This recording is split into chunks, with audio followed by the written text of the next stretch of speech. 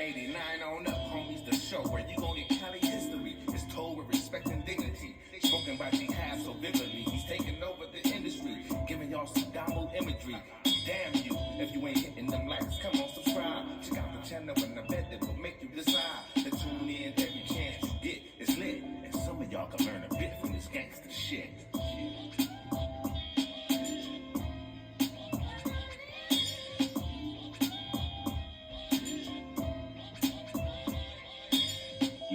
YouTube, what it do, loved ones? You know the motto, if you can, after the story's over there, hit us with a like, which is a thumbs up, and that'll let us know we kicking our stuff.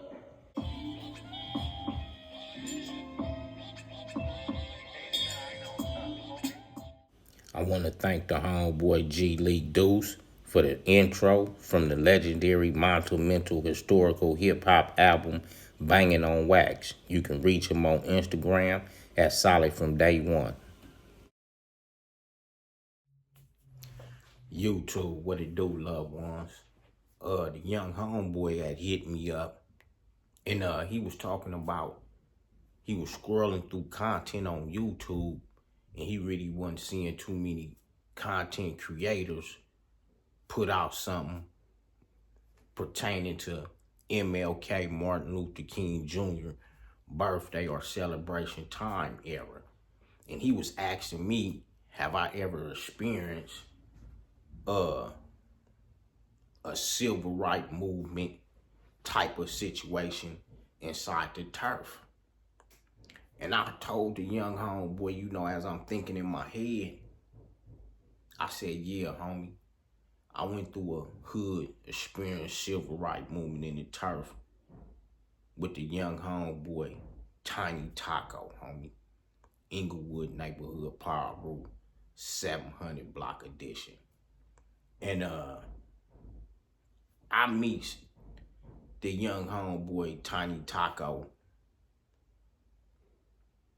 maybe at the closing of the 90s or something like that. You know, I get a whiff of him and really get up on him to know who he was, homie. Because at that time we had, you know, the homies had it all, the hood had always been 500 block. But then the homies like Baby Talk, Lil Pint, and a few more other homies had started a separate extension of the 700 block that had started gaining new young homies, new members. And TiNy Tako come up off that branch of becoming a new member of the extended block of the 700 block, homie, at that time, dog. And like I said, at this time, young homies coming on, and, you know, I'm not just meeting all of them, but I'm seeing dudes, you know, and as I, you know, be around and might catch a dude, I might introduce myself to him. It's moving into that time of era where, you know, dudes is collecting extra members.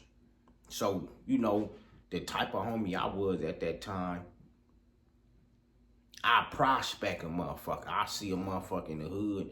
I do a motherfucker how the motorcycle gangs and different motherfuckers do. I prospect a motherfucker, you know, probation ties a motherfucker in my head and see how long he around here, how long he can keep up, and, you know, how long, you know what I'm saying, he can stay moving with the wheels of this neighborhood power rule thing as it turns, homie. And I see dude, you know, catching up, you know, hanging out with the homies and, you know, having a little style about himself and everything, you know. I'm starting to take notice to it. So I remember one time, homie, what really gravitated nigga to really getting up on him and building a different relationship with the young homie. Like I say, it's the closing of the 90s.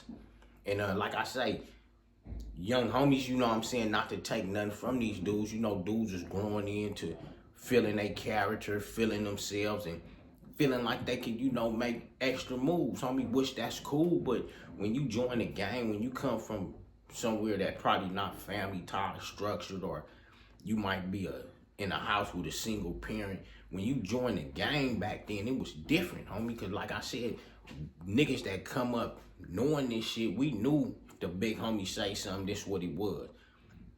That time you start getting young homies coming around that's, you know, might have been with their mother, not used to taking orders. So when they come to the turf and the nigga will tell these dudes something, it'll bring hostility and it might be something.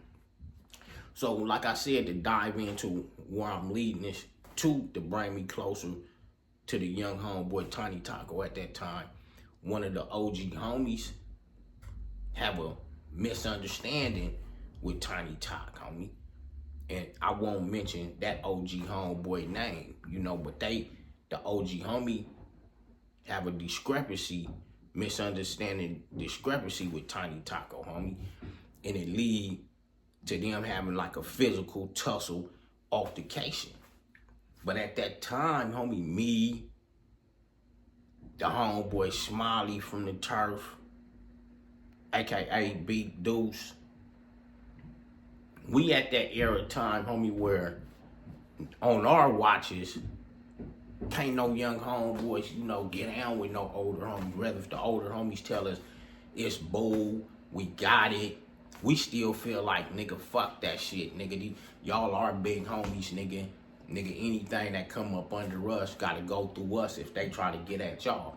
So me and the homeboy, Smiley Roo from the turf, big homie, we go searching for TiNy Talk through the neighborhood. Like, man, fuck that shit, man. You know what I'm saying? Nigga see the little homie. Like I said, he gaining this style, gaining this move. So we feeling like if this nigga don't know the pecking order, we don't put the pecking order on these young niggas. These young niggas that get the feeling themselves. So me and the homie, Lil Sheik Deuce, the big homie, we rolling through the hood. We looking for the little homie TiNy Tako. So we can get up on him, talk to him, see what's going on, and see do he deserve to be ran from the both of us, homie. You know what I'm saying? Hear what his spiel is, and we'll determine do the nigga need to be ran through both of us, homie. So in our midst of combing through the turf that day, I don't think we see him. But we make it our priority job to catch up with him. So like I said, I can't really recall if we catch him together or we catch him separate. The holler at him, lace him, squabble with him if we had to or what. So I remember, I don't know if we together or what, but I remember catching him and me and a big homie checking him or something. But like I said, it didn't go to the extent right then and there, you know what I'm saying? But anyway, homie, that's what drew us closer to me bringing more, me having more attention and knowledge on who TiNy Tako was. And from there, homie, niggas schooled him, laced him, and then niggas did let him get a fade behind that with the OG homie. And when the nigga went, and then by him taking his fade and then him explaining the situation, niggas kind of gravitated to him to have love for him, homie. Seen he was a simple-hearted, good-hearted, young, genuine dude coming up, just trying to plan himself and level himself on this playing field of this gangsterism. But he really wasn't knowing how the pecking order go. But he was a quick learner, homie. Like I said, good-hearted young homeboy, homie. And from that altercation, like I said, it grew a nigga to seeing him, hitting the horn at him in the hood, picking him up, hanging out with him, getting more familiar with dude, homie. And TiNy Tako left a hell of an impact on the turf, not just with me, with his character and his style and his kind ways, but he impacted the neighborhood, homie. And the death of TiNy Tako impacted the hood and impacted our community, homie. And it made it like a civil rights movement in the turf, because the young homeboy TiNy Tako at that time, it was like the closing of the 90s. We really can't say, but allegedly the young homeboy was in the hood strapped, homie, and wind up, being approached by one time, dog. And I guess one time jump out, get on him, and a foot pursuit take off through the hood, homie. And within that foot pursuit of the young homeboy hitting walls through the turf, neighbors say they hear gunshots, homie, blow, blah, blah, blah. And the young homeboy TiNy Tako wind up getting gunned down in the turf by one time and losing his life. And by his name being TiNy Tako and this big homeboy name being Big Tako from the hood, which is a big homie, that's a Hispanic, El Salvadorian Hispanic big homie. It was new to him, homie. to have to jump on the front line and become an activist, you know, kind of step out the turf life and become an activist, homie, like back in the days when different races pushed with Martin Luther King, homie. You know what I'm saying? And by being new to the homie, having to tread new waters with this, homie, and hook up with the Muslims and different people from the African American community that was coming through, covering all this, we had to stand side by side with the homeboy, homie, with the big homeboy, Big Tako, with the loss of his little homeboy, TiNy Tako, due to the altercation with the police and TiNy Tako losing his life, homie. So homies like me and certain other homeboys I won't name, we jumped on the front line, homie, and you know, tussled with the police, squabbled with the police, and pushed the line with the big homeboy, Big Tako, for his feelings. We jumped on the line and pushed the line for the big homeboy Tako feelings for the loss of his little homeboy, homie, to let the police know we was unhappy. We was mad. We felt like it was unconstitutional due to certain different things we heard, homie. So, you know what I'm saying? It put our turf in that civil rights movement, homie. So to the young homeboy, this is the story that the turf experienced and went through with TiNy Tako. That was like a civil rights movement experience, homie. And the big homeboy Tako, homie, he saluted us, homie, because like I said, that was new to him, homie, dealing with coverage from the media, hostility with the police behind his little homeboy, and also just dealing with other African community activists like Muslims and different people coming through talking to him. He needed the homies there to support him, to be there, even though Big Tako knew of Black History Month, knew of Dr. King, knew of Frederick Douglass, knew of Senye Porte marching and different people. He knew of all this. He knew of all this coming up, but this experience was new to it being to where this wasn't no gang crime, homie. This was police against homies, homie. And it took us, our hood, all the way back to like a civil rights movement, homie. But 89 on up, G stuff, not ye stuff, and I'ma keep sending it, homie. And salute to the homeboy TiNy Tako. You'll be forever missed in this Inglewood neighborhood Paru thing, homie. Solid, good homeboy. Had squabbles, had potentials, and was in the field doing what he had to do at that time, mapping the hood with the rest of the young homeboys, homie. And had hands just like a baby Tako and the rest of the tacos, homie, that got good squabbles, homie. I even seen him fade a rip one day in the turf at the liquor store on La Brea, homie.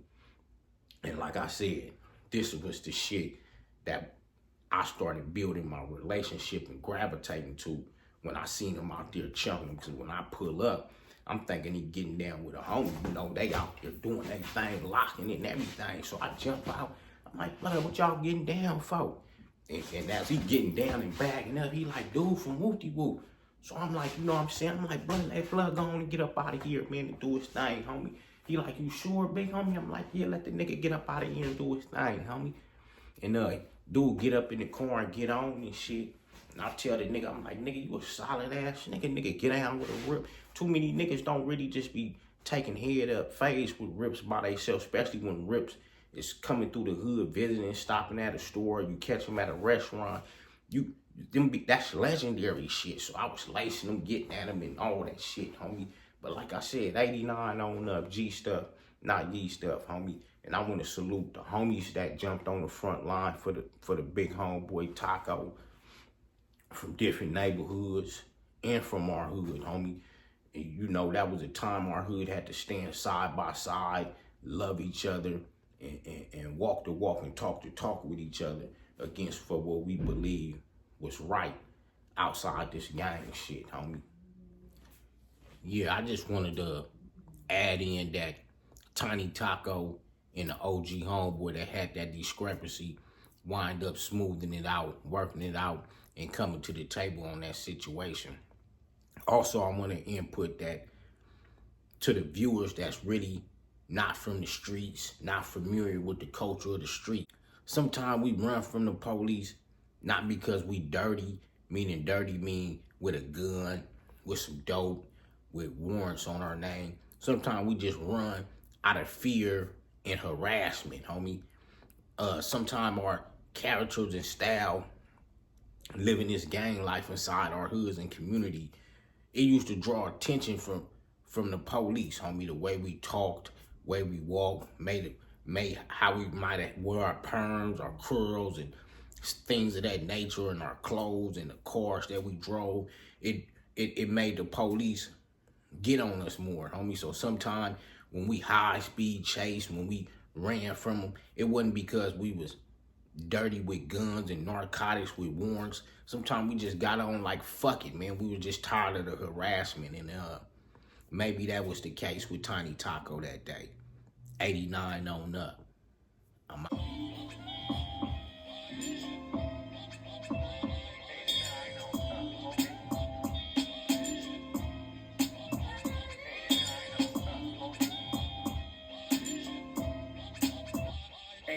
On up, homies, the show where you gon' get Cali history. It's told with respect and dignity. Spoken by G-Half so vividly. He's taking over the industry, giving y'all some download imagery. Damn you, if you ain't hitting them likes, come on, subscribe. Check out the channel and I bet it will make you decide to tune in every chance you get. It's lit, and some of y'all can learn a bit from this gangster shit.